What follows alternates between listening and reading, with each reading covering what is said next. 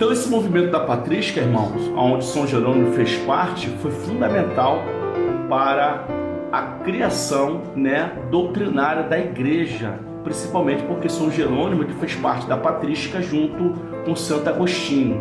Esse movimento ele dura do primeiro século até o século VI. E o que ele se baseava nesse movimento?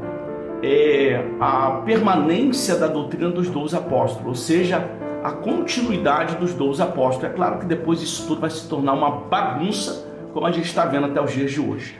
Tá? Então, a gente já sabe que São Jerônimo ele é o autor da Bíblia Vulgata Latina, que é a Bíblia Católica, beleza? Então, o que São Jerônimo fez? Ele mudou a palavra queixarotomene, que quer dizer plenamente favorecida, e acrescentou cheia de graça. Essa palavra cheia de graça aparece no século V depois de Cristo, portanto não faz parte do original. Então Maria não era cheia de graça. Vamos lá. Maria, afinal de contas, foi importante ou não foi? Claro que foi. Vamos lá. Vou te falar por que Maria foi importante. Voltando novamente aqui para Lucas, e como eu disse que Lucas era um narrador, um biógrafo, vamos dizer, de Jesus, ele teve a necessidade de contar, apesar de ser grego, a árvore genealógica de Jesus, a ascendência de Jesus por parte de Maria.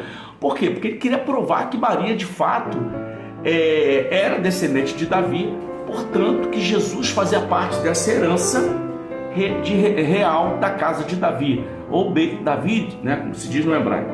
E o que Lucas vai fazer? Lucas vai apontar que Maria, ela descende de Natã. E quem é Natã? Natã é o filho de Betseba do pecado. Jesus nasceu do filho de Betseba, Natã, que era irmão de Salomão, E se você tem dúvida onde encontrar Natã, está em 1 Crônica, no capítulo 3, versículo 5. Está lá essa base. Então vamos lá. Sabemos então que Maria descende de Natã. E quem foi Natã? Irmão de Salomão. José descende de quem? José descende de Salomão. Quem foi Salomão? Salomão foi filho de Davi. Portanto, Salomão e Natã são irmãos. Quantas gerações se levaram até Jesus de Davi? 42 gerações. Beleza, já sabemos disso. Qual foi o hiato de tempo, ou seja, qual foi o tempo que Deus levou para trazer Jesus da descendência de Davi? 1000 anos. Por isso que nós falamos que os salmos têm 1000 anos antes de Jesus. Então nós temos uma preparação de 1000 anos até a vinda de Jesus. Beleza? Vocês estão entendendo aí?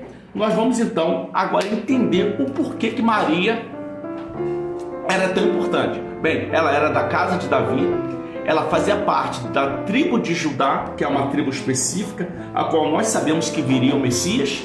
Ela é descendente direto de Natã, não o profeta, mas o filho de Davi com Betseba, a qual ele havia tomado à força, tirou da própria mulher, do marido dela, chamado Urias o Heteu, Então nasce Natã, e Natã vai vir gerando outros filhos até vir a Maria. Só que temos outra coisa interessante, é que Maria tinha primos também da casa de Levi, ou seja, Isabel, sua prima, que foi mãe de Salomão, mãe de João Batista, era levita por parte